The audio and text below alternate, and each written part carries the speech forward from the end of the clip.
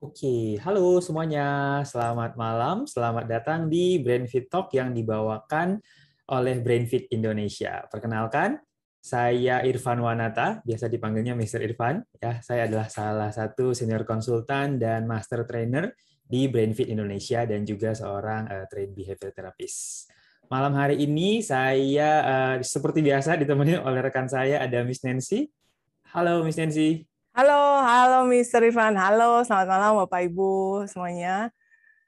Perkenalkan, saya Nancy Peter. Saya salah seorang master trainer di BrainFit Indonesia dan juga senior consultant di BrainFit Indonesia juga. Iya, Iya, halo senang sekali Miss. Bapak Ibu bisa gabung sama kita malam ini. Iya, betul sekali, Miss. Dan hari ini kita juga ditemenin oleh Miss Iren ya, Miss. Iya, Hai, Miss Iren. Halo, selamat malam semuanya. Selamat datang Bapak dan Ibu ke acara BrainFit Talks. Saya Iren, saya adalah master trainer juga di BrainFit Indonesia dan juga adalah certified play therapist dan parents coach certified by Play Therapy International UK. Iya. Ya, acara Thank kita you. malam hari ini topiknya seru banget ya, Mr. Irfan. Cara membantu anak mengontrol emosinya ya, Miss. Ini kayaknya banyak orang tua Yes. banget yang pengen tahu caranya ya. Ya. Sebelum kita mulai, however, mungkin saya kenalin dulu mengenai BrainFit ya, Miss. Untuk Ya. orang tua yang baru pertama kali ketemu ya, saya akan kenalkan dulu mengenai BrainFit. Kita kenalan dulu ya. Untuk orang tua yang baru pertama kali ketemu dengan BrainFit, kami adalah perusahaan yang asal dari Singapura. Kita sudah berdiri dari tahun 2001 dan ini adalah tahun ke-20-nya BrainFit. Di Indonesia kita udah 13 tahun saat ini ya. BrainFit sendiri tidak hanya ada di Indonesia dan di Singapura, kita ada di 9 negara actually. Dengan lebih dari 20 center. Di Indonesia kita punya 4 center saat ini, semuanya masih non-operasional, jadi semuanya sekarang programnya dilakukan secara online. Ini adalah center-centernya BrainFit, ya ada di Kelapa Gading, ada di Kebun Jeruk, ada di Gading Serpong, dan juga ada di Bogor. Apa yang kita offer di BrainFit adalah program latihan otak, ya atau istilahnya Brain Fitness Training namanya. Jadi kita menyediakan program-program untuk anak-anak, di mana program-program ini didesain berdasarkan riset di bidang penelitian di bidang otak. Programnya juga tujuannya untuk meningkatkan kemampuan otak anak-anak. Anak-anak usia berapa saja, dari mulai usia 9 bulan sampai 18 tahun. Ya. So, nanti kita akan ada bagian khusus di mana kita share sedikit mengenai program-program BrainFit. Ya, singkat aja perkenalannya. Ini beberapa penghargaan dan partner yang bekerja sama dengan BrainFit, karena apa yang kita lakukan di BrainFit sangat erat kaitannya dengan penelitian di bidang otak. Kita bekerja sama dengan banyak perusahaan-perusahaan lainnya yang juga melakukan riset di bidang otak untuk memastikan program kita selalu terupdate ya, mengikuti hasil riset terbaru. Oke, so itu aja perkenalannya. Untuk orang tua yang mau tahu lebih banyak lagi mengenai BrainFit, boleh follow aja Instagramnya BrainFit @BrainFitIndonesia. Di situ ada banyak informasi mengenai BrainFit dan program-programnya BrainFit. Oke, so ya itu aja perkenalannya, Mrs. Ya, malam hari ini kita akan membahas menghadapi anak yang susah kontrol emosi ya. Karena stylenya lebih ke talk show ya. Nanti kalau orang tua ada pertanyaan, silahkan langsung ketik saja pertanyaannya di menu Q&A yang ada di Zoom-nya ya, ada tombol Q&A-nya. Nanti di sela-sela percakapan kita akan bahas beberapa pertanyaan orang tua. Mohon dipastikan pertanyaannya relevan dengan topik kita malam hari ini dan sertakan juga usia anak supaya kita bisa lebih mudah membantu cari solusinya ya. Oke, that's it perkenalannya, Mrs. ya. Ya, thank you for the introduction, Mr. Irfan. Ya, Mr. Irfan dan Mr. Ren, ini kan malam hari ini kita mau ngomongin anak-anak. Ini salah satu masalah ya yang dihadapi parents setiap harinya, karena kita tahu ekspresinya anak-anak yang kalau pada saat sedang disregulasi itu kan bisa beragam ya, ada yang bisa marah, ngambek, sering nangis, moody gitu ya. Dan kita tahu wajar ya anak-anak belum bisa ngontrol emosinya dengan baik karena ada bagian otak, bagian frontal lobe ya yang berfungsi untuk bantu kita regulasi emosi memang belum matang di usia anak-anak ya, dan mereka belum bisa kasih penjelasan logis, belum bertumbuh dengan sempurna. Nah, kita mau ngobrolin ada strategi apa ya yang bisa dilakukan oleh parents untuk membantu anak-anak tuh berlatih mengontrol emosinya malam hari ini. Iya, betul banget, Miss. Iya. Nah, kayaknya yang jadi trigger setiap anak bisa disebabkan bisa disregulasi ya. Itu kita tahu ada beberapa anak lebih mudah lebih mudah lost control emotions-nya, tapi ada beberapa tipe anak yang kayaknya bisa lebih, kita bilangnya mungkin lebih sabar ya, nggak mudah easily triggered. Itu karena apa ya? Temperamennya, apakah ada faktor temperamen juga? Ya, kalau iya memang kalau temperamen anak itu memang beda-beda, dan sebenarnya ini kita sudah siapkan nih ya. Saya kan pernah bawain di T4Mom, tapi hari ini kita bahas lebih praktisnya bagaimana gitu ya. Waktu itu di T4Mom sempat judulnya Teach Your Child How to Tame the Dragons. Ya, hanya buat memudahkan parents untuk bisa mendapatkan gambaran bahwa temperamen anak itu beda-beda, ya tipenya. Walaupun nggak ada yang persis masuk ke dalam satu kategori tertentu, tetapi penjelasan ini lumayan bisa membantu untuk parents mengerti tipe-tipe temperamen anak. Ya kan, ada kelompok anak tuh yang diklasifikasikan, dikatakan itu the easy dragon. Ya, kenapa kita pakai istilah dragon? Karena dragon kan ngamuk ya, suka keluarin api gitu. Itu kayak analogi dari marah gitu ya, temperamental, marah, ngamuk, marah. So, tapi ternyata ada kelompok the easy dragon, ada the active dragons, ada the aggressive dragon, ada the anxious dragon. Ya, yuk kita bahas yuk, biar kasih gambaran dulu aja mengenai tipe-tipe temperamen anak. Tipe dragonnya tuh kayak gimana? Iya, ciri-cirinya ya. Yang easy dragon yang paling asik, yang paling mudah untuk orang tuanya ya, Miss, dengan namanya ya. Ini kayak anak-anak yang nggak terlalu banyak isu emosinya gitu, mostly calm. Iya, betul. Iya, terus biasanya easy dragon itu sociable ya, lebih sociable, and they're more open to new experience ya. Terus nggak cepat marah, basically nggak easily triggered ya. Betul. Makanya namanya easy dragon ya, Miss. Dan cenderung lebih bisa kontrol emosi sama behavior-nya, kemampuannya lebih ada ya. Ya. Jadi buat parents yang punya tipe anak yang termasuk ke dalam the easy dragon itu beruntung, ya, nggak banyak PR-nya. Beruntungnya sih nggak banyak PR. Ya, nggak banyak PR-nya untuk belajar, cari tahu ini anak gimana, tanganinya dan gimana, karena anaknya basically just easy temperament. Ya.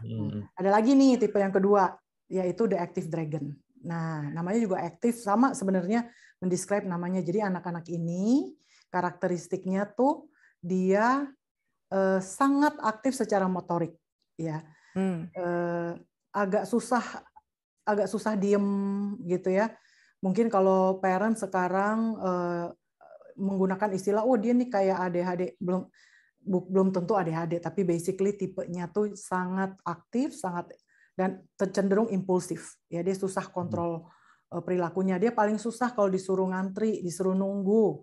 Pokoknya apa-apa semuanya dia mau tergesa-gesa. Ya.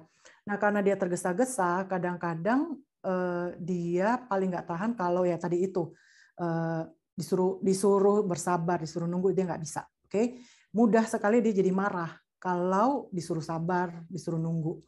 Ya. Keep pushing boundaries, ya. Jadi kalau orang dewasa sudah memberikan aturan atau larangan, dia akan terus coba untuk untuk ya bukan melanggar sih ya, sebenarnya karena dia punya keinginan, terus dia nggak bisa nahan keinginannya itu. Jadi walaupun ada larangan atau aturan, dia agak susah menahan diri. Ya, jadi ini tipe the active dragon, impulsif, ciri-ciri ada impulsif dan sangat aktif.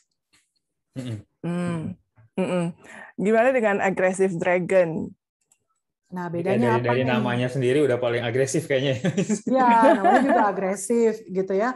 Kalau anak yang active dragon tadi itu, yang dia butuhkan yang penting adalah gerak dan apa-apa dia maunya buru-buru. Basically nggak sabar aja gitu. Nah, kalau agresif dragon bukan hanya nggak sabar, tapi agresif dragon itu melawan, menantang gitu. Kalau dia merasa ada yang melawan dia, ada yang lebih berkuasa daripada dia, atau ada yang bossy, demanding, menyuruh dia melakukan hal-hal tertentu, itu dia nggak suka. Jadi, nah kalau dia nggak suka, dia biasanya cukup temperamen dan emosional untuk melawan dan dia bisa lawannya dalam bentuk verbal ataupun benar-benar agresif secara fisik, bisa terjadi seperti itu ya. Jadi lebih mudah banget to be out of control up to the point dia bisa hurting atau destruktif. Ya. Kalau anxious kayaknya kebalikannya ya, Miss, ini tipe anak yang justru diam tapi kayaknya banyak takutnya, gampang mungkin lebih kepada gampang sedih, gampang panik gitu ya. Itu bukan ya, Miss? Iya, anxious. Gampang panik, lebih diem ya. Dan anxious dragon ini biasanya temperamen pada dasarnya dia pengen menyenangkan. Pengen menyenangkan orang tua atau orang dewasa, dia pengen nurut gitu. Jadi dia takut berbuat kesalahan, pengen semuanya sempurna, kalau perlu dia memberikan target atau standar yang tinggi terhadap diri sendiri. Akibatnya ya dia anxious sendiri, dia khawatiran sendiri. Nah, karena dia punya rasa anxiety itu, efeknya adalah ya dia juga mudah ke-trigger marah atau sedih atau nangis atau tantrums out of control karena perasaannya sendiri. Jadi bukan karena eksternal tapi karena internal. Iya. Okay, ini mungkin anak-anak yang katanya kata orang tua mungkin gampang baperan ya, Miss. Iya, jadi betul. Kayak sedih banget, luar biasa banget gitu sedihnya atau takutnya gitu ya. Iya. Sedangkan active dragon ini tadi kita lihat active dragon, aggressive dragon, pemicunya itu eksternal gitu kan. Karena ada larangan dari orang tua, dari luar gitu yang membuat dia ke-triggers, dia marah gitu, agresif, apalagi dia marahnya bisa out of control. Tapi anxious is coming, semua perasaan itu coming from dia sendiri. Iya. Nah, itu dia ya para orang tua yang sudah hadir. Ada 4 ternyata jenis naganya anak-anak gitu. Silahkan coba direfleksikan kembali ya, kira-kira anaknya masuknya kategori naga yang mana nih, dragon yang mana nih anaknya gitu ya. Lebih dominan yang mana ya, lebih dominan gitu, karena kita nggak bisa mengkotak-kotakkan, wah anak saya yang ini titik gitu ya. Lebih dominan yang mana. Ada ya juga yang bilang, kadang dia anxious, kadang dia aktif gitu. Ya oke, tapi yang dominan yang mana? Kita punya poll ya. Jadi nggak kita punya poll ya. Iya, Miss. Ya jadi basically tipenya beda-beda ya, Miss. Untuk tipenya mungkin bisa diposting di Q&A ya, Mr. Irfan dan Miss Iren. Untuk tipe dragonnya, iya.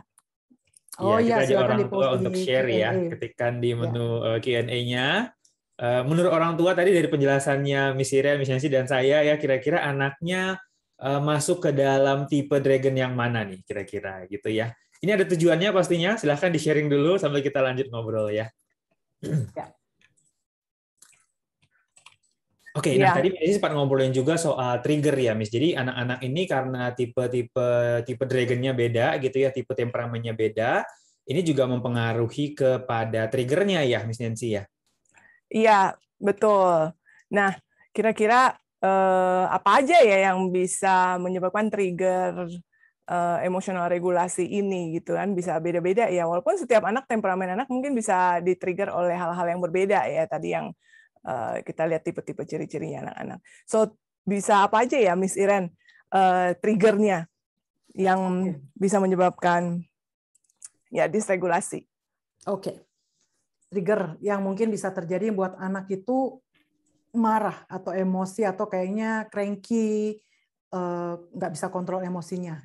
Sebenarnya sama sih seperti orang dewasa. Ya, kita nih pada saat habis pulang kerja atau habis capek-capek, terus tiba-tiba di rumah ada suara whining sedikit, ngernyit sedikit gitu ya, langsung naik pitam, langsung ke triggers. Kenapa tuh ya? Karena ya mental energi saya basically menipis gitu, atau tingkat kesabaran saya menipis karena saya capek gitu. Jadi sama anak-anak pun begitu, mereka kalau capek ya, when they are tired, dan tired itu, keletihan itu jangan dilihat hanya fisik ya, keletihan itu bisa emotionally tired ya, bisa mentally tired karena lama berpikir gerak sih enggak, cuma duduk doang sepanjang hari, cuma kan mikir, nah itu mentally tired ya. Emotionally tired misalnya saya habis berinteraksi sama orang yang just challenge my emotions sehingga saya harus banyak nahan diri, tahan emosi, habis itu saya very drained, emotionally tired ya. Jadi whenever saya bilang tired, berarti bisa physically tired, mentally tired, atau emotionally tired. Any one of these tiredness bikin anak itu jadi nggak punya sisa energi lagi gitu loh. Right? Jadi kelihatannya berlebihan banget reaksinya gitu ya. Ada salah sedikit gitu ya, meledak. Ya, jadi kesannya kayak berlebihan banget sih, kok begitu sih? Tapi sebenarnya kalau kita mau telusurin kenapa dia seperti itu, ya mungkin sebenarnya dia dalam kondisi capek, tired, gitu ya. So I would say triggernya adalah tired. The tired atau not feeling well trigger. Not feeling well bisa juga loh ya, karena dia kondisinya badan lagi nggak fit. Tapi kan anak-anak nggak bisa ngomong. Kadang orang dewasa pun kalau kita nggak self-aware, kenapa ya aku cranky, dan dia nggak aware sama badannya, padahal sebenarnya dia lagi nggak fit, gitu, right? Sehingga kok gampang mudah marah dan lain-lain. So itu dia. So apa tadi, tired, not feeling well, atau too fast trigger. Sama ini too fast itu anak yang atau orang dewasa deh, kita taruh habis saya mesti siapin anak-anak sarapan, habis itu saya mesti beresin dapur, habis itu saya mesti belanja, habis itu saya mesti siapin anak sekolah, habis itu mesti ini, mesti itu, mesti ini. Jadi di dalam pikiran saya tuh ini belum, itu belum, ini belum, itu belum. Begitu saya misalnya bangunin, bangun dong, dia nggak bangun, langsung saya meledak. Why? Because saya sudah kebayang setelah ini ada apa, too fast gitu, terlalu banyak too fast dan lain-lain, sehingga saya jadi tegang sendiri. Right? Kita nggak tahu apa yang ada di pikiran anak. Dia udah tahu, habis ini aku mesti les ini, habis itu aku mesti disuruh makan. Buat anak kadang-kadang makan itu berat banget loh. Habis ini aku mesti mandi, gitu kan. Ada kan yang malas banget mandi. Bukan ada, habis banyak. Jadi buat dia itu chores, itu berat gitu. Jadi kebayang habis ini harus ini. Ya belum apa dia mudi duluan. Gitu. Yeah. Jadi begitu salah sedikit baru adiknya colek sedikit ngamuk gitu, meledak. Okay, so that is one trigger. Itu one loh saya anggap.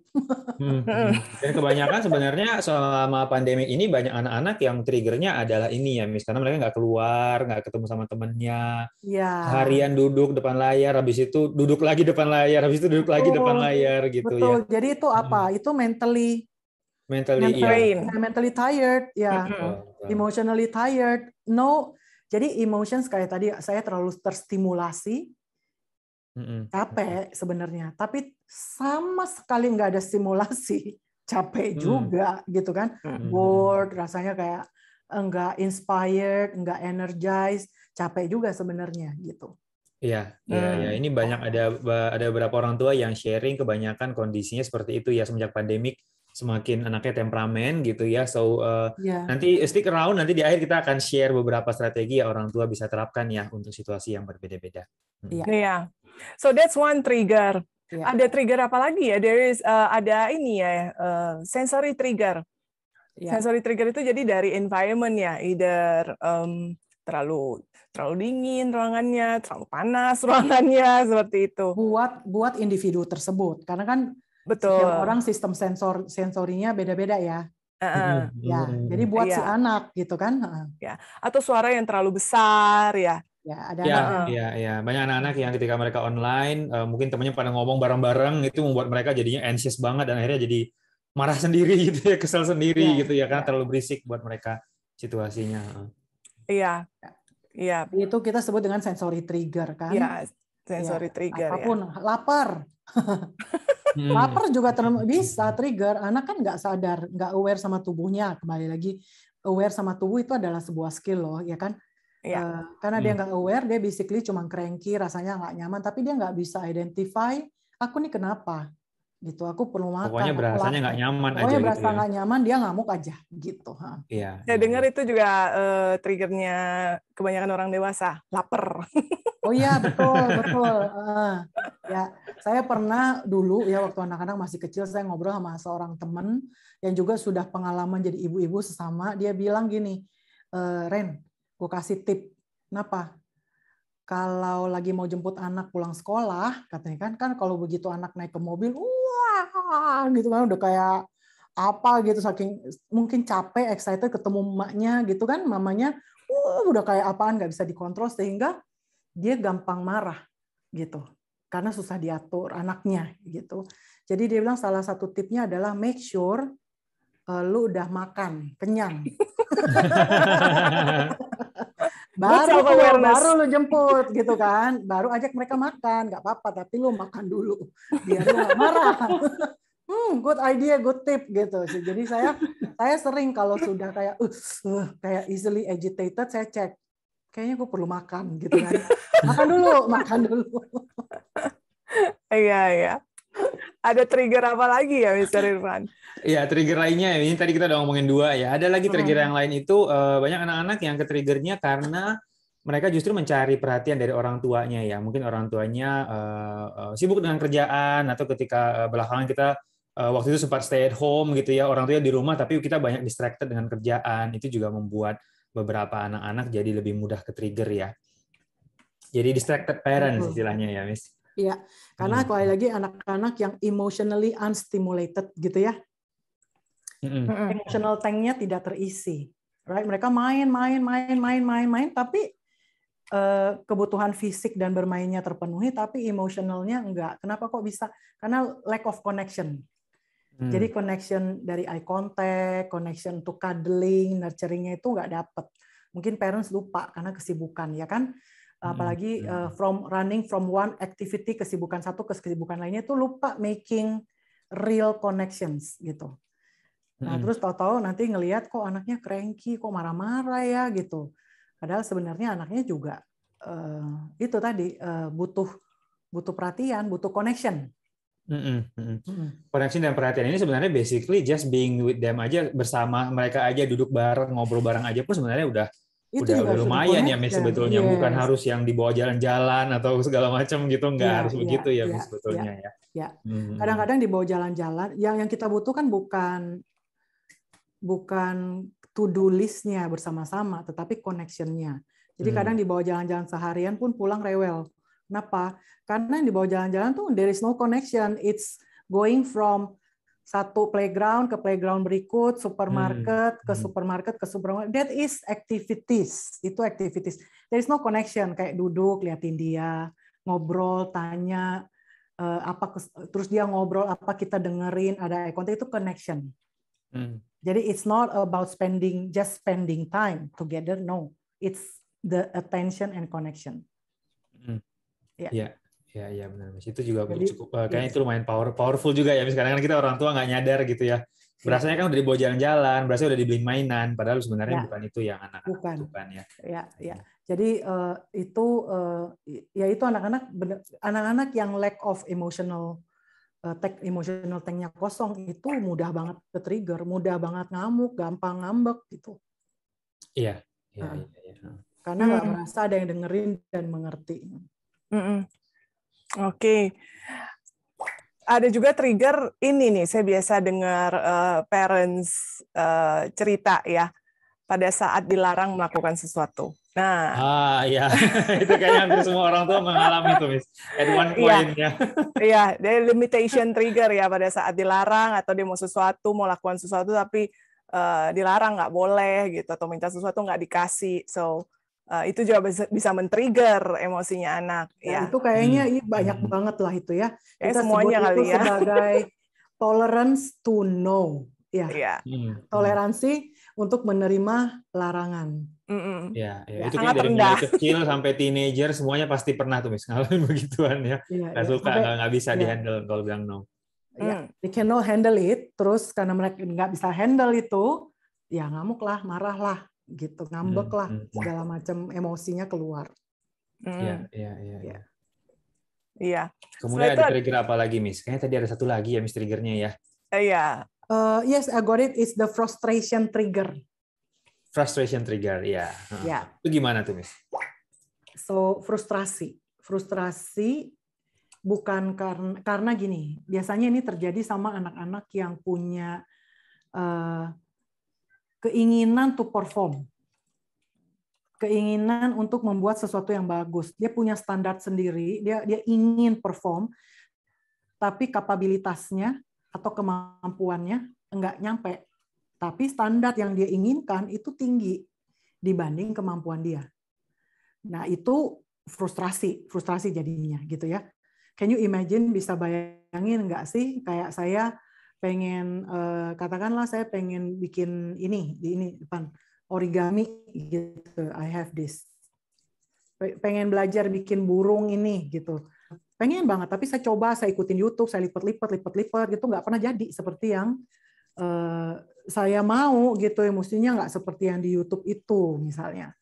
Nah, itu biasanya setelah dia begitu, dia mulai frustrasi, udah tuh dia mudah ke trigger. Nah, biasanya sekolah juga begitu ya. Ya kan, anak-anak yang punya kesulitan kalau ulangan atau bikin PR, tapi dia nggak ngerti gimana mulainya, gimana carinya, dan nggak ada yang bantuin misalnya. Betul. Karena selama online gurunya juga mungkin nggak lihat bahwa mereka kesulitan gitu ya, Miss. Jadi lebih frustrasi lagi bagi anaknya ya. Iya. Ya.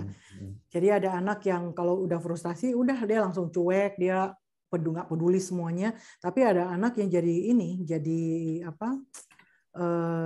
Ngambek, marah, kesel.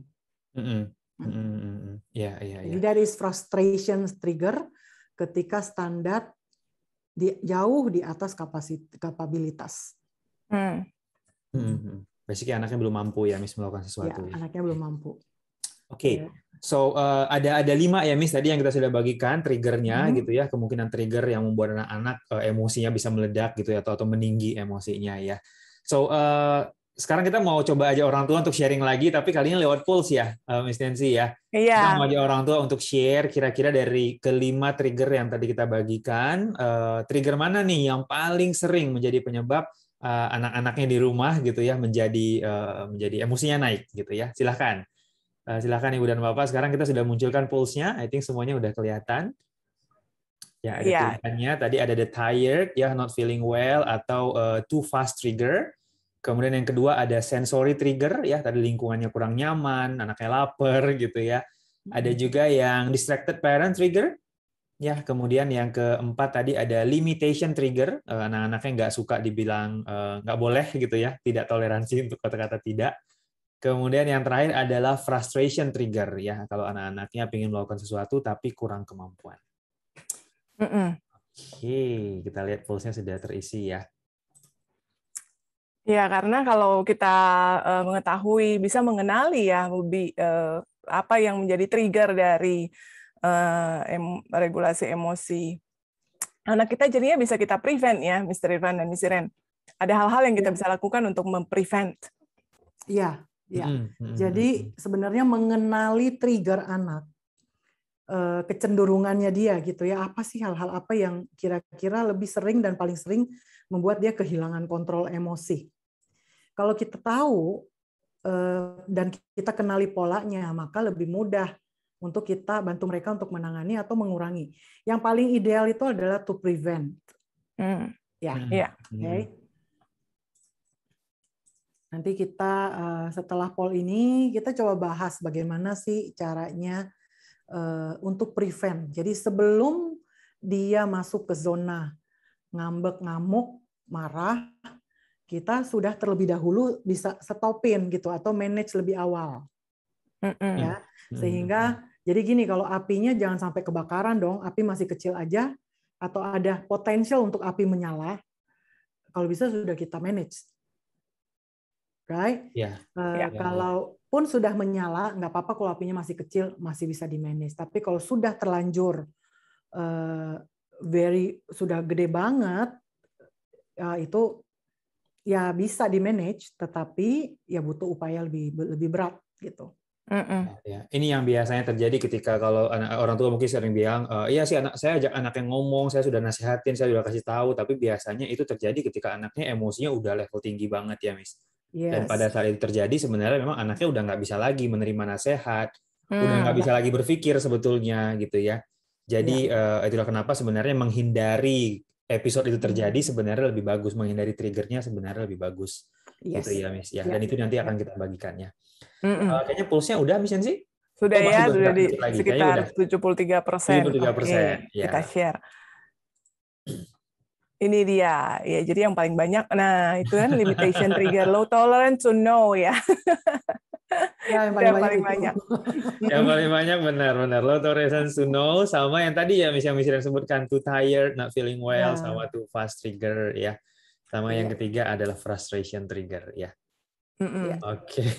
Oke. Oke, nah strategi apa nih Miss yang kita bisa berikan ya Miss ketika misalnya anak-anak kita udah tahu nih tadi salah satunya let's say limitation trigger deh contohnya. Apa yang bisa orang tua lakukan ya Miss? Limitations trigger tuh yang tolerance to no, is it? Betul, betul, betul. Yang Ya. tolerance to no ya. Oke, to prevent, kan kita udah tahu nih, dia kan toleransinya untuk menerima kenyataan bahwa ternyata apa yang dia minta itu nggak akan dikabulkan, nggak dikabulkan. Baik, kita udah tahu setiap kali kita bilang no ya, dia pasti meledak. So kita sudah melihat pola, right? Jadi kita tahu apa yang bisa dilakukan parents untuk prevent itu adalah I think number one is to ask yourself, apakah cek sama diri sendiri, apakah saya memang menerapkan terlalu banyak larangan? Apakah untuk kali ini, untuk request dia yang satu ini, apakah boleh nggak saya kabulkan? If it's fine for you, then kabulkan aja, atau dengan tawar-menawar, misalnya sesuatu yang nggak berupa value atau nilai gitu kan. Misalnya cuman kayak aku boleh main nggak sama temen di luar gitu di taman, right? If it's fine for you, itu nggak membahayakan, juga it's not about nilai atau value yang mau diajarkan, then you might want to consider untuk mempertimbangkan dan nggak langsung segera bilang no, ya kan? Itu so that's for your self reflection, karena anak yang terlalu sering menerima no, akhirnya nanti kemampuan proses berpikirnya juga nggak begitu jalan berkembang gitu, ya kan? So that is number one. I think for the second thing adalah the brain. Kita perlu tahu bahwa basically mau dari bayi kecil, anak kecil sampai dewasa, sampai sudah tua, orang sudah tua pun, the brain memang pada dasarnya nggak bisa terima kata no, ya. Basically itu. Jadi kita bisa bilang, kita bisa melatih menggunakan kalimat, misalnya, aku boleh nggak main, anak saya deh misalnya, weekend ini aku mau janjian sama temen di mall main, boleh nggak? Gitu ya. Kalau saya kan pikirnya kan belum aman, ngapain ke mall? Nggak boleh kalau saya kan. But I don't say nggak boleh. I don't say that. I'd say the situation dulu. Memang orang sudah rame-rame sih ke mall, tapi mami, kalau buat mami rasanya kayak belum aman loh. Kalau mami masih belum merasa aman. I say my opinion, my feeling, ya. Kemudian mungkin tunggu deh 2-3 minggu lagi kita lihat situasi. Kalau sudah oke, baru janjian di mall. How about that? Gitu, oke? So langsung kasih aturannya what you can give. Jadi gantilah kalimat simple, nggak boleh. Cuma 2 kata simple, tetapi that is not so brain friendly. Not very communicative, dan men-triggers reaksi. Jadi coba ganti rephrase dengan kata-kata dan kalimat yang tidak men-triggers reaksi. Itu pun sebenarnya ketika dia mendengar bahwa ternyata nggak boleh, ternyata harus 2-3 minggu lagi, gimana dong teman aku udah janjian dong, begini begitu, itu aja dia masih harus regulasi gitu ya. Tapi paling nggak dia nggak meledak. Oke, itu contoh. Can I play outside? Boleh nggak aku main di luar?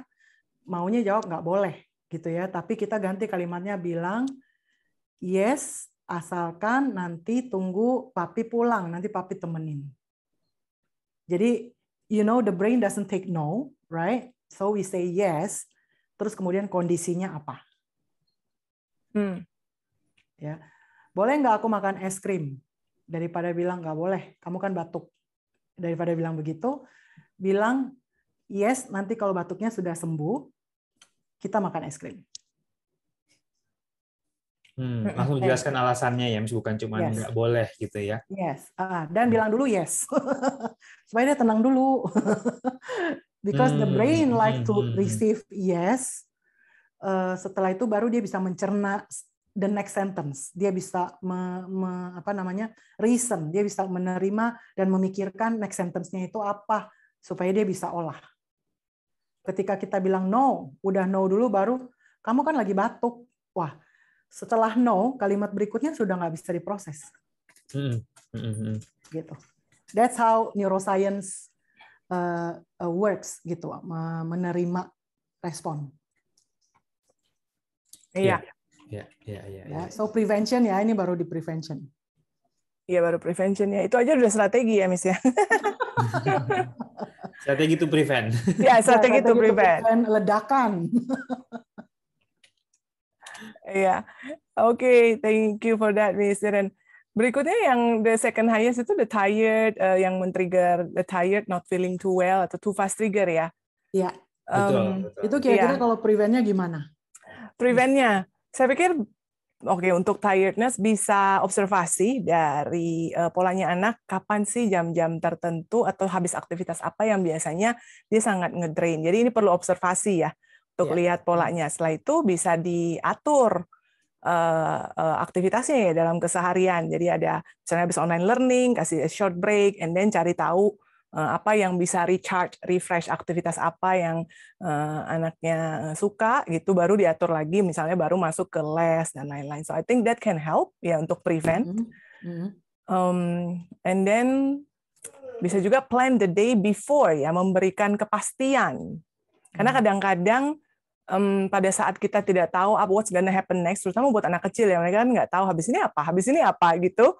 Sometimes bisa membuat anxious dan jadinya bisa mempengaruhi stamina baterainya juga atau fokusnya ya. Jadi sometimes planning the day 1 hari sebelumnya, tergantung usianya anak. Kalau anaknya usia 3-5 tahun atau sampai 7 tahun mungkin bisa pakai visual calendar gitu untuk kasih tahu besok kamu habis sekolah makan siang terus ada les ini ya gitu. I think that can help. Ya. Seperti itu, kasih kepastian. Ya. Dan ini hal yang kayaknya dilihat kecil tetapi sangat efektif. Ya, apalagi diomongin malam sebelumnya. Besok kita ngapain ya? Langsung tunjukin secara visual, ya kan? Iya, dibuatkan visual schedule gitu ya, misalnya jadi mereka tahu bahwa habis aktivitas tertentu itu ngapain lagi gitu ya. Iya. Iya, itu sih dari saya. Kalau dari Mr. Irfan, can you share prevention strategies? Next-nya, prevention strategy for frustration ya. Frustration yang tadi ketiga paling banyak yang orang tua rasakan adalah frustration trigger. Ini tadi seperti yang kita udah bahas, biasanya tertrigger oleh ketidakmampuannya anak untuk melakukan sesuatu. Yang mereka mau melakukan sesuatu tapi nggak mampu. So the first thing, hal pertama yang kita sarankan untuk orang tua coba adalah observasi dulu. Observasi, pastikan tugas yang kita berikan kepada anak ini memang sesuatu yang bisa mereka lakukan. Sering sekali kita orang tua juga ngelihatnya, dia tuh bisa sebetulnya cuma nggak mau aja. Akhirnya kita terus paksain terus, dan kita terus-terusan bilang, kamu tuh cuma malas aja, kamu tuh cuma nggak mau aja, dan sebagainya. 99% gitu ya kemungkinannya anaknya memang benar-benar belum bisa. Sehingga semakin kita paksakan, semakin mereka frustrasi, dan semakin emosinya juga jadi tidak terkendali. So yang pertama observasi, kalau perlu asesmen silahkan asesmen. Brainfeed punya salah satu asesmen yang bisa mengukur kemampuan anak. Kita mau memastikan dulu anaknya memang benar-benar bisa. Gitu ya. Kemudian yang kedua, kalau memang ternyata anaknya kita udah semangatin dan belum berhasil juga gitu, dan kita lihat anaknya benar-benar mencoba, saran yang kedua adalah kita sebutnya scaffolding. Kita bisa kurangi tingkat kesulitan yang mereka perlu lakukan. Kalau misalnya PR-nya ada 10 misalnya gitu ya, jangan disuruh duduk langsung nyelesain 10-10-nya, jangan. Mungkin 1 dulu aja. Yuk kita mulai dari 1 PR dulu aja. PR yang mana yang kira-kira menurut kamu bisa kamu lakukan. Kemudian kerjakan, pastikan anaknya sudah berhasil, kasih break sebentar gitu kan, and then baru balik lagi. Oke, yuk tadi PR yang pertama sudah berhasil, kasih semangat lagi gitu kan. Yuk kita coba lagi PR yang kedua, bagian mana yang kira-kira kamu bisa lakukan gitu ya. Jadi scaffolding, kita bagi-bagi tugas yang besar menjadi tugas yang lebih kecil, menjadi tugas yang lebih mudah gitu ya. Dan yang ketiga, I would say jangan pernah ragu untuk memberikan bantuan. Anak-anak yang masih berusaha tapi kesulitan, dibantu aja. Ya, saya sering sekali kita dengar orang tua khawatir nanti sampai kapan dong Miss atau Mister dia selamanya butuh bantuan. Nggak usah dipikirin dulu ke arah situnya, Ibu dan Bapak. Kalau anaknya masih mau berusaha tapi mereka kesulitan, jangan ragu untuk dibantu. Nanti kalau memang mereka udah bisa, mereka pasti akan mandiri. Gitu ya. So I think 3 itu yang orang tua bisa coba. Observasi atau assessment, pastikan kemampuannya udah pas. Kalau ternyata memang belum, scaffold, pecah tugasnya menjadi bagian-bagian lebih kecil. Sama yang ketiga, yang terakhir, jangan ragu untuk diberi bantuan. Ya. Boleh ditambahkan nggak, Mr. Note, catatan untuk bagian memberikan bantuan? Untuk mengimbangi concern-nya parents yang nanti kalau dibantu mulu, nanti kapan mandirinya gitu ya. Ada cara bantunya ya, jadi cara bantunya nggak kasih jawabannya, tapi libatkan anak dalam prosesnya. Dan jadinya sambil bantu mereka untuk tahu, untuk menuju ke kemandirian tadi. Betul Ya, banget. that's what you mean ya, dengan bantuan. Benar. Jadi kita bantu, bukan bantu jawabannya, tapi bantu prosesnya. Bantu prosesnya. Mungkin anaknya udah bingung banget, ini nggak tahu jawabannya, bantu mereka. Yuk kita cari bareng-bareng di Google misalnya kan. Kita bantu mereka Google, carinya di website mana, gimana cari jawaban ini, gimana cari video penjelasannya dan sebagainya. Bantu prosesnya. Prosesnya, betul banget. Thank you, Miss Nancy. Ya. Sebenarnya itu lebih penting, bantu prosesnya dan biarkan anak yang menyelesaikannya, tapi kita bantu prosesnya. Itu lebih bagus lagi ya, Miss ya. Kalau mereka yang menyelesaikan hasilnya gitu ya. Ini kan banyak parents dalam hal frustrasi ini. Tadi kan Mr. Irfan bilang pastikan bahwa tugas atau PR atau hal yang harus dikerjakan oleh anak itu setara atau dekatlah sama kemampuannya dia. Kalaupun ada challenge, ada lebih susah, itu stretching skill-nya malah bagus, tapi jangan berlebihan karena dia akan frustasi. Tapi mungkin parents juga akan bilang, tapi kalau tugas dari sekolah bagaimana dong? Tugasnya itu banyak, udah jelas-jelas itu di luar kemampuannya dia gitu ya. Baik mungkin dari segi tingkat kesulitan ataupun dari segi volume atau banyaknya tugas. Jadi tugasnya sih bisa dikerjakan, tapi banyaknya itu loh gitu ya. Sama aja sih, itu juga mau banyak dari segi volume atau banyak, itu juga merupakan kemampuan. Jadi kalau walaupun dia bisa sebenarnya, tapi karena kebanyakan dia juga bisa frustrasi. Di tengah-tengah dia berpikir, habis ini aku masih harus bikin PR ini, habis ini aku masih harus les ini, habis ini aku masih harus itu gitu ya. Dia jadi overwhelmed karena harus menyelesaikan tugasnya banyak. So yang dia perlu bantuan sebenarnya, again kembali lagi dalam proses adalah kita duduk, kita bantu dia bikin timetable. Oke, ini nggak usah selesaikan sekarang langsung, karena ini kan deadline-nya kumpulinnya minggu depan. Jadi kita nyicil dulu segini, gitu ya. Habis itu mana lagi yang perlu? Kamu maunya selesai yang mana dulu? Gitu. Jadi kita bantu dalam hal kita bilang, kita menenangkan dia, overwhelm-nya dia, kita paparin dalam bentuk visual, supaya dia bisa ngelihat kayak, oh ya, ini bisa kok, it is manageable. Maksudnya dibantu kan dalam prosesnya, termasuk proses perencanaan dan proses berpikir, terutama kalau teenagers. Ya, karena terutama teenager mereka sebenarnya senang banget kalau mereka bisa ngelakuin tugasnya ya, kebanyakan seperti itu sebetulnya ya. Cuman mereka kadang-kadang nggak tahu ini mulai dari mana gitu ya, apalagi sekolah online gitu kan. Yang aku tahu cuman aku masih punya 4 assignment, tapi baru assignment pertama aja aku udah stuck, udah nggak tahu jawabannya apa gitu. Jadi udah overwhelmed duluan sama tugas-tugas sisanya gitu kan. So we are able to say ini yang susah, ini deadline-nya kapan. Oke, kita bisa pindahin dulu nggak ke sini. Ini kamu yang bisa sendiri yang mana? Yang ini, oke, ini kerjain dulu. Habis itu ini yang butuh bantuan. Oke, nanti kita duduk bareng-bareng di jam segini, hari apa, hari Minggu aja ya, Mama lebih ada waktu atau apapun.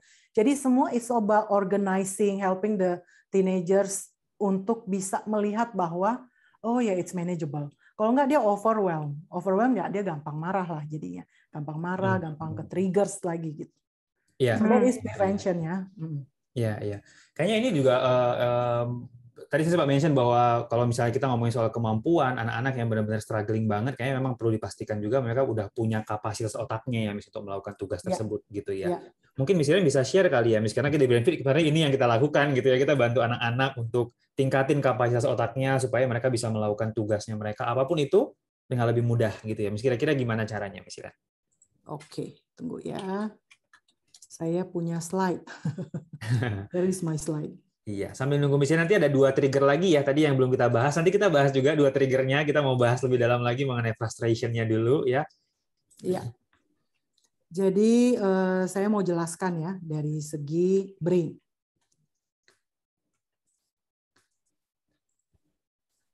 Tadi kita berbicara bahwa prevent ya kan, prevent jangan sampai terjadi explosion atau sudah masuk ke area merah baru kita lakukan sesuatu, nasehatin atau bantu. Kalau bisa begitu dia sudah mulai overwhelmed, dari area kalem hijau sudah naik ke kuning, kita sudah bantu, kita sudah intervensi, sudah prevent di area sini, ya kan?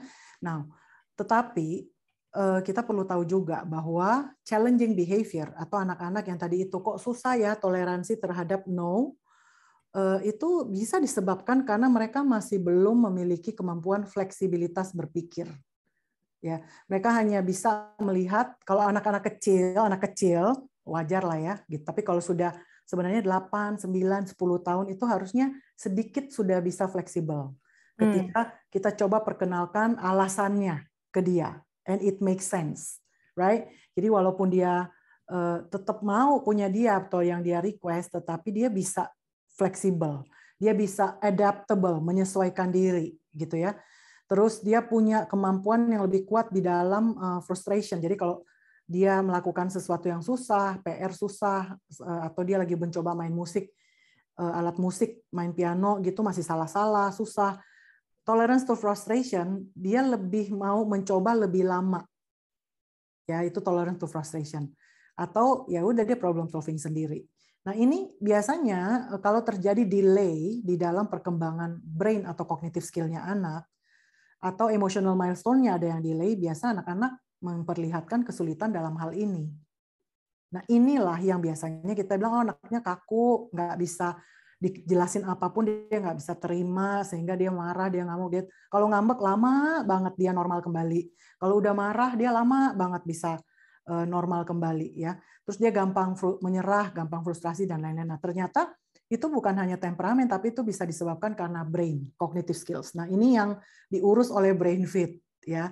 BrainFit dengan riset neuroscience sudah membuktikan, dan kita tahu banget bahwa segala sesuatu yang terjadi termasuk perilaku itu ada kaitannya sama kemampuan otak. Ya. Tadi itu fleksibilitas, adaptabilitas, tolerance to frustration, sama problem solving. Right?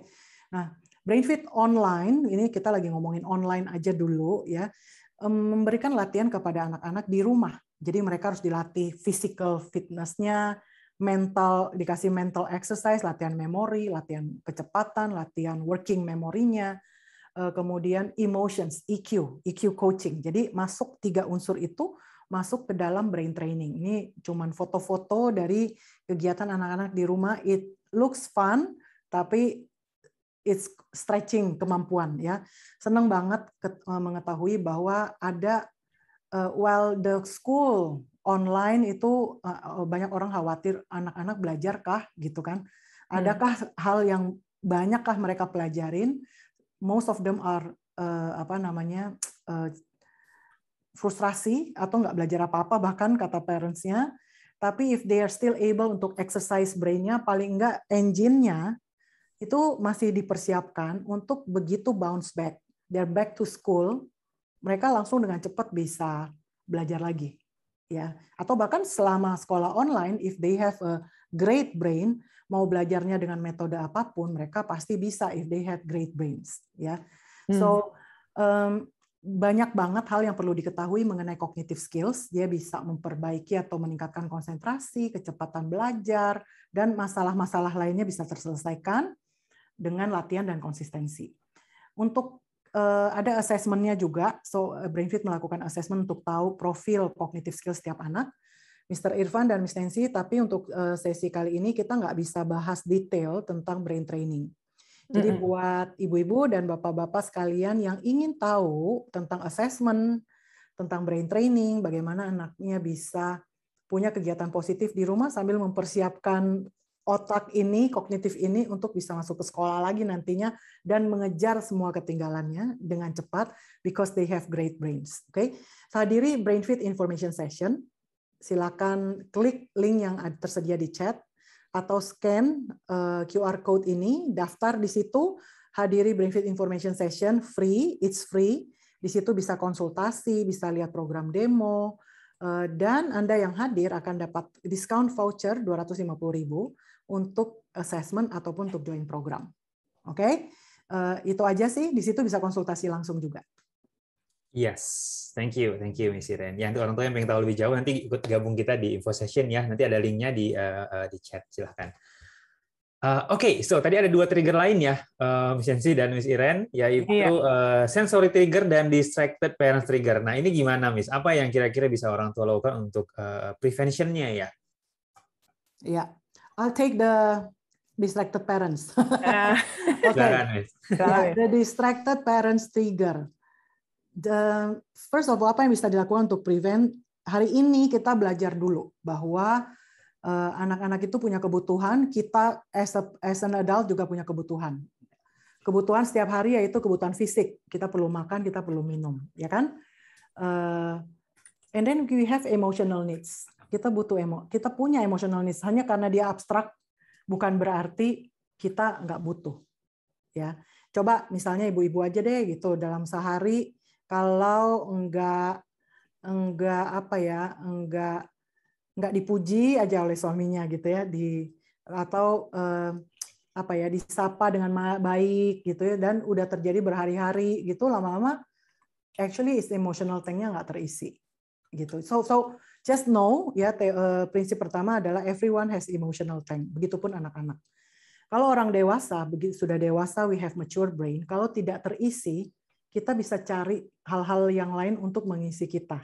Karena kita punya kemampuan kapasitas untuk mengenali keinginan diri sendiri, gimana yang menyenangkan hati saya sendiri, kalaupun saya nggak terima itu dari pasangan misalnya, atau dari orang lain. Tapi anak-anak nggak bisa. Ya.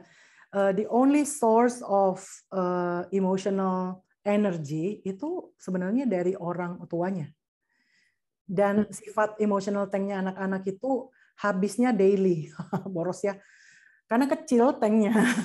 Jadi actually harus diisi setiap hari. Harus recharge-nya tuh setiap hari. Ya, just know that.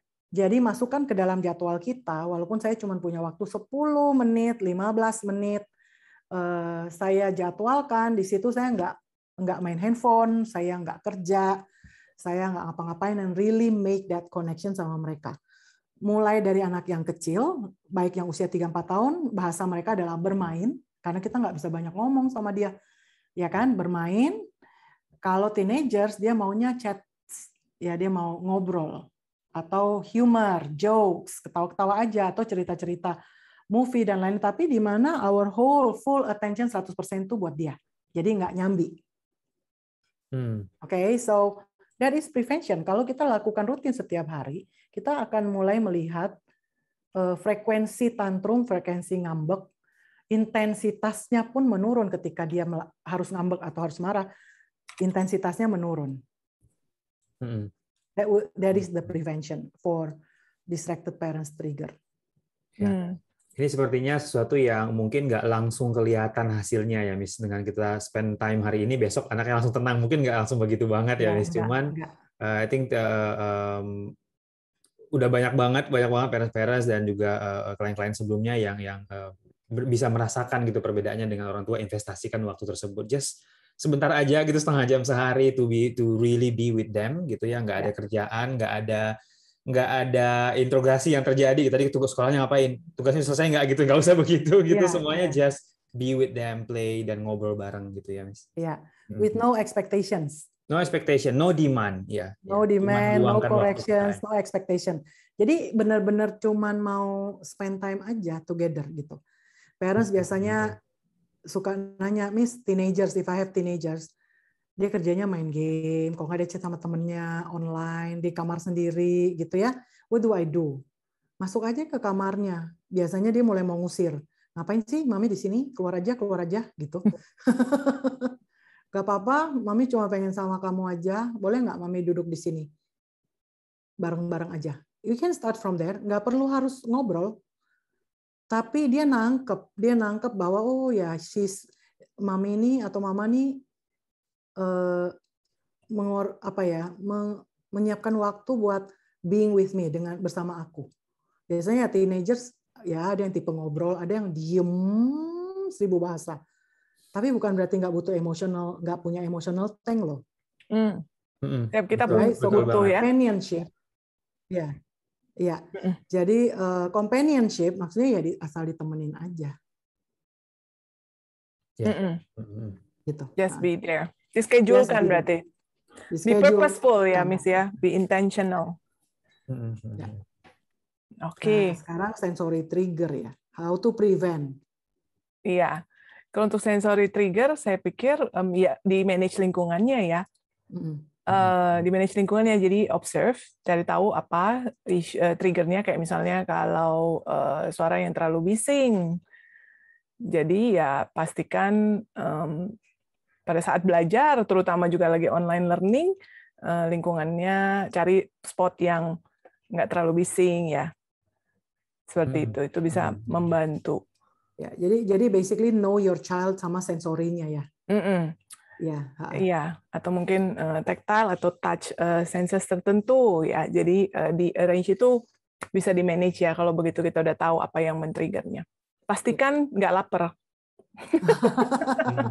Kalau memang hunger yang trigger adalah rasa lapar ya. Iya, manage lingkungannya. Selain manage lingkungannya juga dari pengalaman kita banyak anak-anak yang sering ke sensory trigger gitu ya, Miss, isunya. Brain training juga sebenarnya bisa membantu ya, Miss, karena itu membantu otaknya lebih toleransi terhadap situasi yang tidak nyaman gitu ya. Banyak anak-anak yang juga bisa benefit dari situ. Di dalam brain training kan ada physical training ya. Physical training itu kan kita memperkuat core muscle-nya, coordination. Jadi bukan asal gerak-gerak olahraga seperti olahraga pada umumnya. Brain training, physical movement-nya itu mentargetkan untuk memperkuat koneksi antara tubuh dan otak. Ya kan, targetnya itu. So if we strengthen the body, kalau kita latihan, kita kuatkan tubuh ini nggak terlalu sensitif. Jadi dia bisa agak toleransi dengan berbagai stimulasi senses gitu. Ya, jadi brain training juga bisa membantu membuat si otak dan tubuhnya tadi lebih sinkron istilahnya gitu ya. Jadi nggak lebih gampang ke-trigger sama suasananya ya. Iya. Oke, baik. Tadi kita udah ngomongin triggers. Kalau udah ngenalin triggersnya, kita bisa prevent. Nah, berikutnya kita mau bicarakan kalau misalnya udah ngenalin trigger, prevent, tapi belum berhasil atau terlambat preventnya ya, udah keburu escalate. Keburu naik sampai level 8, 9, 10 gitu ya. Iya, apa yang bisa dilakukan, apa strateginya gitu ya. Saya lihat tadi di Q&A udah banyak ya yang bertanya ya, Mr. Irfan ya. Udah banyak banget, Miss. Ya, banyak banget. Dan I think beberapa udah kejawab ya tadi sambil kita ngobrol. Hopefully tadi orang tua yang menyimak ya pas bagiannya ngobrol gitu. Tapi kalau tadi ada yang kelewatan, semua sesi ini nanti akan kita upload juga di YouTube ya. Brainfit Indonesia ada channel YouTube-nya. Brainfit Indonesia, di search aja. Semua episode Brainfit Talk ada di situ, termasuk sesi yang malam hari ini. Jadi kalau ada yang kelewatan tadi, silahkan ditonton lagi dalam beberapa hari ke depan ya. Karena tadi ada beberapa pertanyaan orang tua yang udah langsung terjawab banget tuh sambil kita ngobrol gitu ya. So silahkan nanti ditonton kembali videonya. Ini dia, misalnya lagi share ya. Ini tampilan channel YouTube-nya Brainfit. Sudah ada 22 episode sekarang. Ini episode yang ke-23. Semuanya akan ada di situ. Ya. Iya. Iya. Oke, kita habis ini mau jawab pertanyaan ya. Betul, Mr. Irfan. Cuman sebelum kita ke Q&A, mau minta partisipasinya Ibu dan Bapak untuk mengisi poll yang berikut ini. Hanya satu pertanyaan, ya kali keberapakah Anda hadir di acara yang diadakan oleh Brainfit Indonesia, yang setiap hari Selasa malam di Formam atau Brainfit Talks. Acara ini kita alternate every other week ya. Bergantian. Betul, setiap Selasa malam ada ya, Miss, waktu untuk belajar ya. Iya, Selasa malam bersama Brainfit ya. Sambil menunggu polsnya, silakan Mr. Irfan. Ada pertanyaan apa nih? Ada beberapa pertanyaan yang sepertinya masih lebih dalam lagi, kita bisa bahas lagi gitu ya. So, ini ada pertanyaan dari Bu Tasya Ludwina.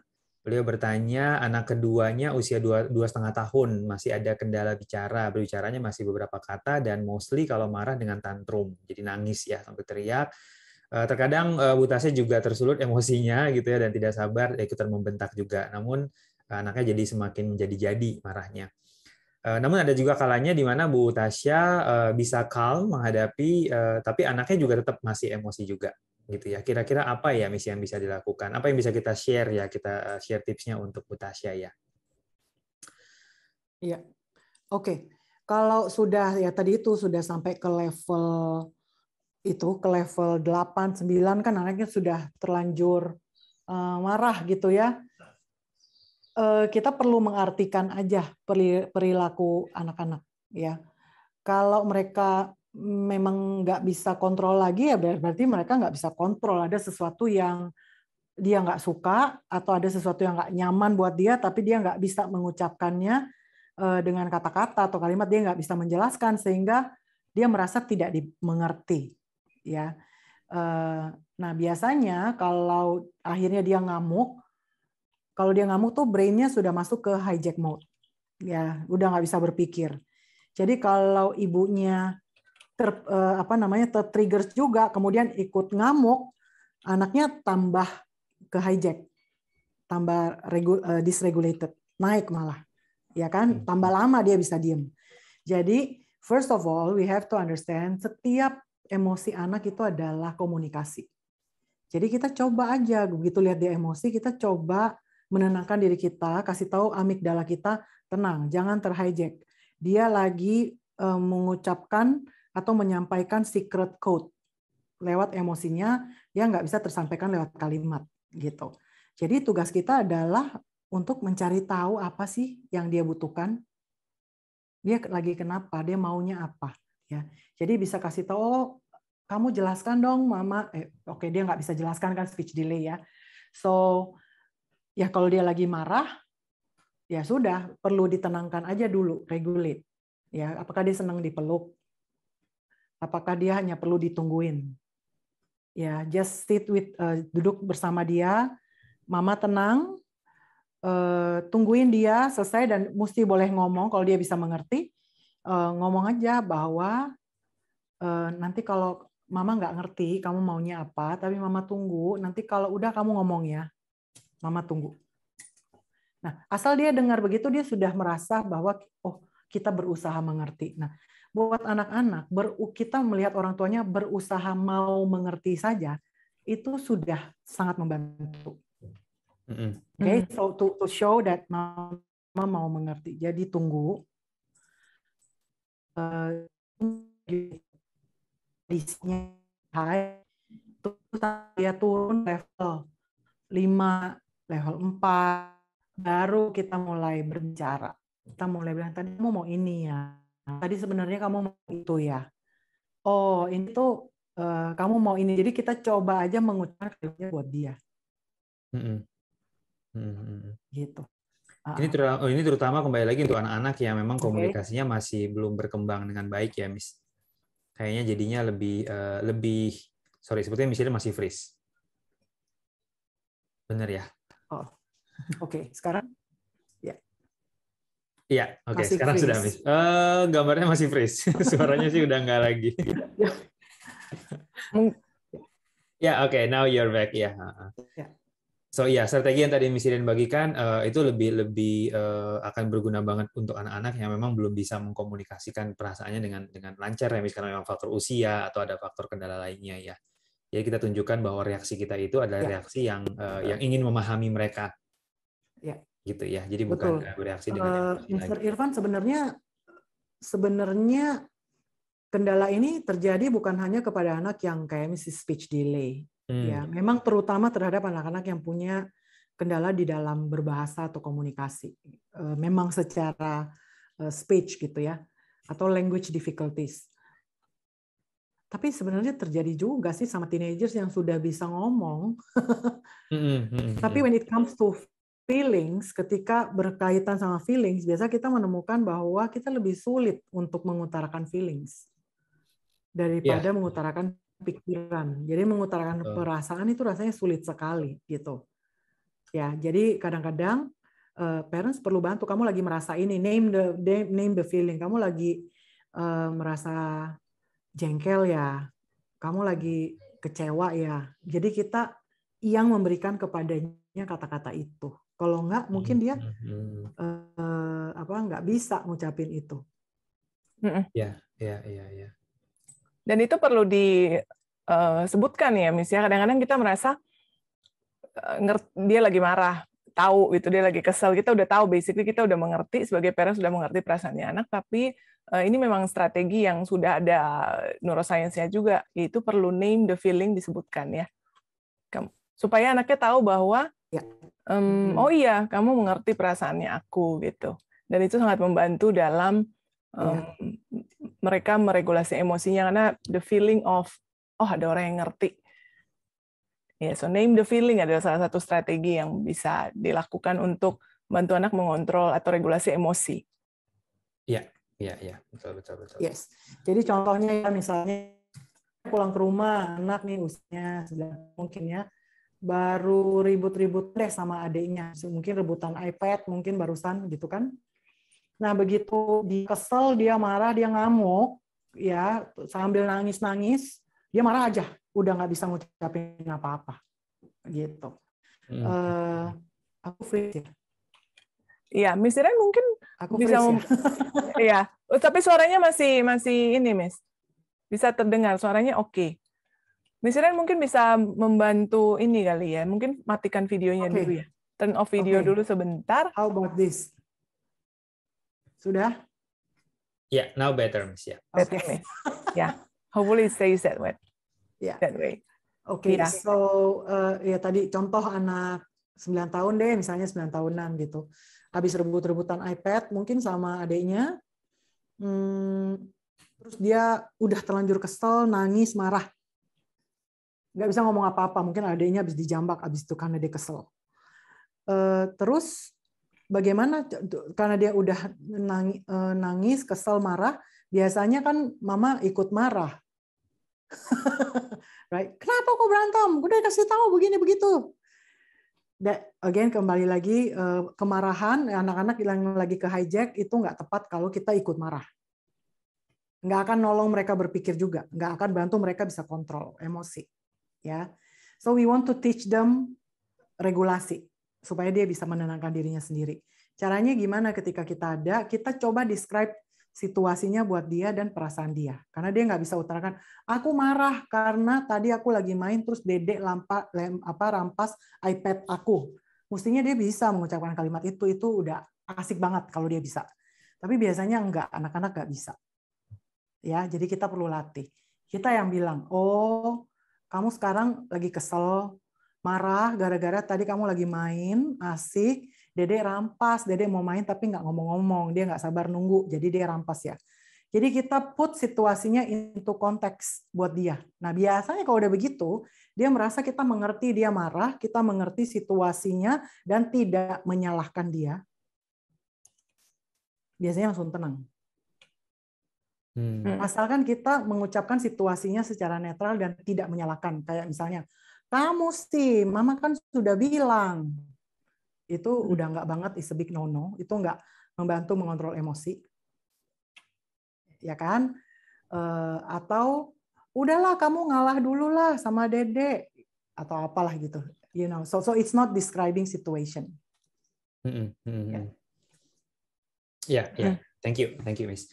Yeah. Oke, so tadi hopefully tadi pertanyaannya cukup terjawab ya, dan kayaknya masih ada beberapa pertanyaan lagi. Kita mungkin punya kesempatan untuk jawab satu lagi ya. Iya. Nancy ya. Iya, mohon maaf Ibu Bapak terlewat ya. Udah 8.45 kita ngobrolnya keasikan. Mungkin buat gambarannya Ibu Bapak kita aim untuk mungkin sekitar jam 9 kurang ya selesai. Betul, iya. betul banget, Miss. Ini ada beberapa pertanyaan yang kayaknya cukup menarik juga nih, Miss, dari beberapa parents ya. Saya bacain salah satunya aja. Dari Bu Lindawati. Bu Lindawati share mengenai anaknya usia 7 tahun yang kalau Bu Lindawati mau melarang ya dengan strategi yang tadi udah kita jelaskan bahwa jangan langsung bilang enggak, tapi dijelasin dulu alasannya gitu. Tapi kayaknya anaknya nggak nerima, Miss. Anaknya nggak nerima dan langsung bilang tuh kan pokoknya nggak, tuh kan mama nggak bolehin gitu. Padahal sebenarnya mamanya nggak bilang nggak boleh, cuma ngejelaskan bahwa bisa tapi gitu kan. Tapi anaknya langsung dengan cepat bilang itu nggak boleh dan emosinya langsung naik gitu ya. Ini dari Bu Linda, Miss, dan banyak parents yang lain juga yang punya pengalaman yang lebih kurang sama. Coba jelasin, tapi anaknya langsung emosinya. Nah, ini gimana nih, Miss? Ada apa yang bisa kita share ya? Ini mungkin tipe aggressive dragon mungkin ya, yang nggak bisa. Oh enggak ya, active dragon juga. Is active dragon. Ya, jadi dia impulsif. Ya itu dia bukan nggak bisa dengar sebenarnya, cuman dia pengen banget apa yang dia request itu, dia tahu sih dia bisa terima penjelasan itu, tetapi dia cuma nggak bisa nahan antara keinginan dia yang begitu besar, ya, the idea of apa itu yang dia inginkan gede banget, dengan kemampuan dia untuk menerima reason itu. Jadi mereka tuh sebenarnya it's in conflict gitu ya. And it's fine, it's okay. Ya, saya pernah membaca satu quote yang nggak pernah saya lupa. Dikatakan gini, air mata itu ketika keluar itu sebenarnya adalah reaksi tubuh kita setelah memproses sesuatu, belajar menerima sesuatu yang nggak bisa kita ubah. Diulang. Iya, jadi our brain, our body system mengeluarkan air mata ketika kita berada sebagai bentuk untuk menerima sesuatu yang tidak bisa kita rubah. Situasi yang nggak bisa kita rubah. Right? We want it, kita ingin, tapi kita nggak bisa dapetin. Sometimes kita jadi mengeluarkan air mata, katanya itu reaksi tubuh untuk menerima itu. Jadi ketika anaknya nangis, ya lihatlah itu sebagai proses internalnya dia untuk menerima kenyataan bahwa ya emang nggak boleh. Right? Are you strong enough as a mom untuk holding dia tetap sambil pok-pok-pok? Jangan dulu ya nak, nanti aja kalau sudah ada ini baru kita ini. Dia nangis, kita nggak tega, tapi when it comes to mendidik dan mengajarkan, sometimes kita harus live dengan keberanian untuk melihat air mata. Dan untuk mendengar air mata, untuk mendengar nangisnya, gitu. Oke, itu dulu, because that is courageous parenting menurut saya. Bukan pasti nggak boleh, mama selalu begitu. Can you cuma senyum dan menerima dan kasih tahu aja, iya saat ini yang mama pikirkan. Atau kamu bisa bilang, oke, mama pikir-pikir dulu ya. Atau mama tanya papa dulu ya, boleh apa enggak, nanti besok atau nanti minggu depan mama kasih jawabannya. Then you can consider. Mama tahu kamu pengen banget, boleh enggak mama pikirin dulu. Kadang-kadang itu membantu juga loh. At least dia melihat, oh ya mama mau pikirin, paling enggak jawabannya enggak langsung, enggak boleh. Gitu kan. Iya. Itu boleh nggak mama pikirkan dulu. Itu salah satu strategi. Iya. Kalau itu perihal yang penting lah, tergantung sih perihalnya tuh apa yang sedang dibahas gitu. For every request, setiap request yang mereka keluarkan menurutku memang patut dipertimbangkan. Makanya tadi saya di awal bilang coba pertimbangkanlah apakah segala kita tuh terlalu banyak nggak bolehnya atau sebenarnya kadang-kadang tuh boleh gitu. Boleh tapi dengan syarat ini, boleh setelah ini, boleh setelah itu. Ya. Terus tadi ada saya keceplosan menggunakan kata tapi, itu koreksi bahwa sebaiknya jangan menggunakan tapi. Boleh tapi gitu kan. Itu meniadakan. Jadi bilang aja yes setelah ini. Yes setelah PR selesai. Nggak usah pakai kata tapi. Iya. Yang sebenarnya ketika kita udah jelaskan kenapa alasannya bahwa kita melakukan itu setelah melakukan hal yang lain dan anaknya masih protes, nggak apa-apa sebenarnya. Kita nggak perlu terus-terusan nimpali lagi alasan kita dengan alasan yang lain gitu. Terima aja bahwa mereka masih proses penolakannya kita, istilahnya gitu. Yes. And just be there with them, dan yang nggak apa-apa dipeluk kalau misalnya perlu dipeluk, ditemenin aja gitu ya. Dan kebanyakan dalam waktu beberapa menit anak-anak juga sebenarnya bisa menerima, cuman tadi nggak langsung aja gitu ya, mereka butuh waktu. Gitu ya. Jadi reaksi setiap orang menerima kenyataan bahwa dia nggak bisa dapat apa yang dia ingin banget. Reaksi setiap orang tuh berbeda, ya kan? Anak pun begitu. ada yang langsung diem, ada yang langsung nyerang, ada yang langsung mengucapkan nggak apa-apa sih, nggak apa-apa gitu. Itu adalah reaksi, and as parents we know kita lagi mendidik mereka. It's okay to have reactions, tapi jawaban mami ya tetap begini. Gitu. If you wanna cry, it's okay. Mami ini cukup kuat untuk melihat air mata gitu. Iya. Iya. Kadang-kadang kita lupa bahwa nggak sadar ya bahwa mungkin ekspektasi kita apakah harusnya saya udah aplikasikan strategi ini gitu dan berarti udah nggak boleh marah, harusnya nggak ada reaksi marah. Dan ternyata jadi bukan itu goalnya kita. Bukan itu. Of course, apply some strategies untuk prevent sebisa mungkin, tapi ya kembali lagi banyak faktor, juga karakteristik anak, temperamen. Kadang-kadang it still doesn't work. Dan pada saat memang tetap marah, udah. Sit with that feeling gitu ya.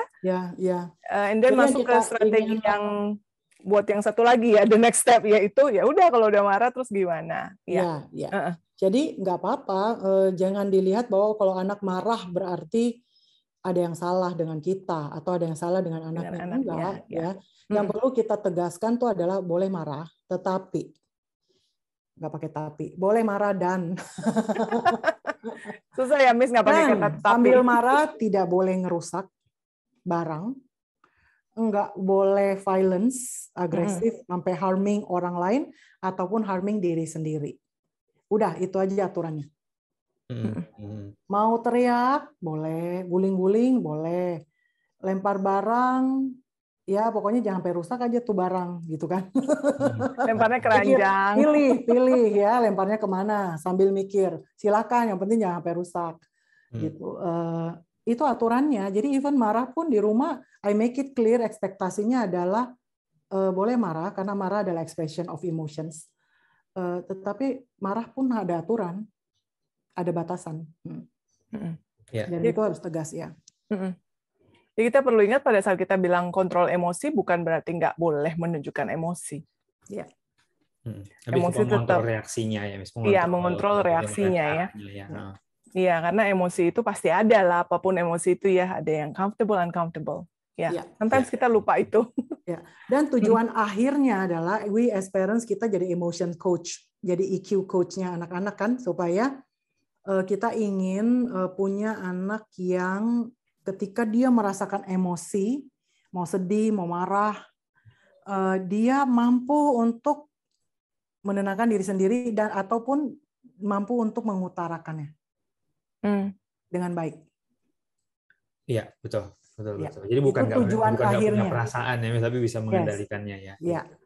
Itu tujuan akhirnya. Jadi boleh sih punya emosi, tentu saja we are human being. Tapi we want them to have that skill. Ya makanya kita perlu coaching dia. Okay, so yes, there was sebenarnya udah menjawab juga beberapa pertanyaan yang lain yang nggak sempat kita bacakan ya. Untuk orang tua yang pengen nonton lagi nanti episodenya mungkin tadi kelewatan gitu. Tadi seperti saya share, semua rekaman sesi ini akan kita upload ke YouTube dalam beberapa hari ke depan. So, silahkan ditonton lagi kalau misalnya ada bagian-bagian tadi kelewatan. Sorry nggak semua pertanyaan bisa kita jawab ya. Hopefully informasinya sudah cukup. Silahkan diterapkan seperti tadi kata Miss Iren sebutkan. Nggak akan langsung berubah dalam semalam gitu ya. It takes time. Yang penting kita konsisten. Dan pahami emosi anak-anak itu pasti ada alasannya, pahami karakternya mereka, baca triggernya, dan coba diterapkan strategi yang tadi kita bahas ya. Iya. Oke, so sebelum kita sudahi sesinya, Miss Nancy mau share dulu nggak? Kita minggu depan ada topik apa lagi, Miss? Iya, baik. Ini dia. Bapak Ibu, untuk minggu depan, hari Selasa, ada Latih for Moms ya, dengan topik 7 langkah melatih anak mengontrol penggunaan gadget. Dibawakan oleh Miss Iren. Ya, itu untuk Selasa depan 23 November dan pendaftarannya sudah tersedia bisa didaftar lewat Instagram kami ya, Brainfit Indonesia. Lalu untuk Selasa depannya lagi yaitu 30 November kita Brainfit Talk lagi kita akan ngobrol mengenai melatih anak yang kesulitan mengatur waktu, time management. Ya. Kalau begitu, so I think kita akan sudahi dulu sesinya ya. Thank you Miss Iren dan Miss Nancy. Hopefully orang tua yang sudah menyempatkan diri bisa belajar sesuatu yang baru ya. untuk diterapkan di rumah gitu, being more expert parents ya, especially dalam menghadapi emosinya anak-anak ya. Jangan lupa kita punya info session untuk orang tua yang tadi tertarik untuk meningkatkan kapasitas anaknya supaya nggak ada frustrasi lagi gitu. Atau tadi yang merasa gampang ke-trigger, otaknya lebih bisa mengendalikan emosinya, itu semua ada lewat program Brain Training. Linknya ada di chatnya, silahkan daftarkan dirinya ya, aksesnya gratis. Nanti di situ kita akan share lebih jauh mengenai bagaimana program BrainFit bisa membantu meningkatkan kapasitas otak anaknya. Oke, Iya. so I think that would be all. Mari kita pamitan, Miss Nancy, Iren ya. Semoga informasinya berguna, semoga orang tua belajar banyak dari sesi malam hari ini. Semoga ketemu lagi minggu depan di sesi-sesi yang lainnya. Enjoy your evening, ya, stay safe, and bye-bye. Bye-bye everybody. Miss Iren got disconnected. Ya, timingnya pas banget ya. Enggak ya, oh udah di unspotlight. Ya, oke, bye. Selamat malam Bapak Ibu.